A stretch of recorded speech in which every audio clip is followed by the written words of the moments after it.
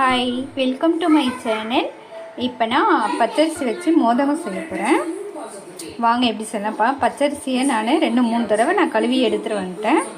அதே மாதிரி தான் பாசிப்பருப்பையும் நான் நல்லா கழுவி எடுத்துகிட்டு வந்திருக்கேன். இதை நம்ம ட்ரை ரோஸ்ட் பண்ண போகிறோம். வாங்க எப்படி பண்ணலாம்னு பார்க்கலாம். நான் அடுப்பத்தை வச்சு கடாயை வச்சுருக்கேன். இதில் அரிசியை போட்டு நம்ம ட்ரை ரோஸ்ட் பண்ண போகிறோம். நல்லா மொறுமொறுன்னு வர அளவுக்கு நம்ம வறுத்துக்குவோம். பாருங்க, இந்த அளவுக்கு நான் ட்ரை ரோஸ்ட் பண்ணிட்டேன். இனி இதை மாற்றிடலாம் வேறு பாத்திரத்துக்கு. இங்கே பாசி பருப்பை ட்ரை ரோஸ்ட் பண்ணிக்குவோம். இங்கே வெள்ளம் எடுத்துருக்கேன், அடுப்பத்தை வச்சுருக்கேன். இதில் தண்ணி ஊற்றி வெள்ளம் கரையிட்டோம். இங்கே வறுத்த அரிசியை நம்ம பொடி பண்ணிட்டு வந்துடலாம். பாருங்கள், இந்த அளவுக்கு நான் பொடி பண்ணிட்டேன். இப்போ அது கூட நம்ம பருத்து வச்ச பாசி பருப்பு ஆட் பண்ணி கொஞ்சம் லைட்டாக குறவரப்பாக அரைச்சிட்டு வந்துடுவோம். பாருங்கள், இந்த மாதிரி தான் அரைக்கணும். அரைச்சிட்டு வந்துட்டேன். இங்கே நான் அடுப்பத்தை வச்சு கடாயை வச்சுருக்கேன். அதில் கொஞ்சமாக கீ,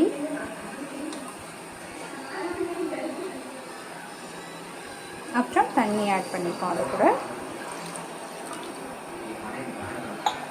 கொஞ்சம் சூடாகட்டும். பாருங்க, தண்ணி கொதிக்குது.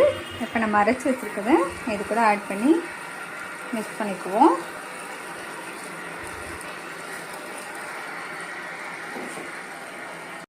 இந்த அளவுக்கு தண்ணியெலாம் ஊற்றினோன்னா தீயை கம்மி பண்ணி வச்சுக்கோங்க.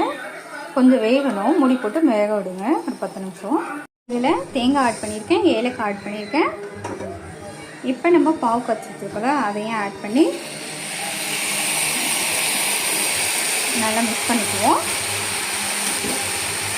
அவ்வளோதான் கைஸ், கிளறிட்டேன். நீ அடுப்பு ஆஃப் பண்ணி இறக்கி மாற்றி வச்சுட்டு சூடு ஆறுனதுக்கப்புறம் வச்சுருக்கோம். அவ்வளோதான், சூடு ஆறிடுச்சு.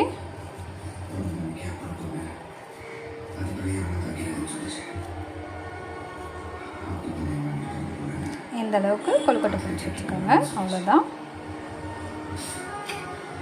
இங்கே நான் இட்லி சட்டி வச்சுருக்கேன். அடுப்பத்தை வச்சு இங்கே தண்ணி ஊற்றி வச்சுருக்கேன். இப்போ நம்ம கொழுக்கட்டை பிடிச்சி வச்சுருக்கோம்ல, அதை இதில் வச்சு நம்ம வேக விடணும் ஆவியில். அவ்வளோதான் கைஸ், ரெடி ஆயிடுச்சு பூரண கொழுக்கட்டை விநாயகருக்கு. நீங்கள் ட்ரை பண்ணி பாருங்கள். ட்ரை பண்ணி பார்த்துட்டு எனக்கு லைக் பண்ணுங்கள், ஷேர் பண்ணுங்கள். Thank you guys.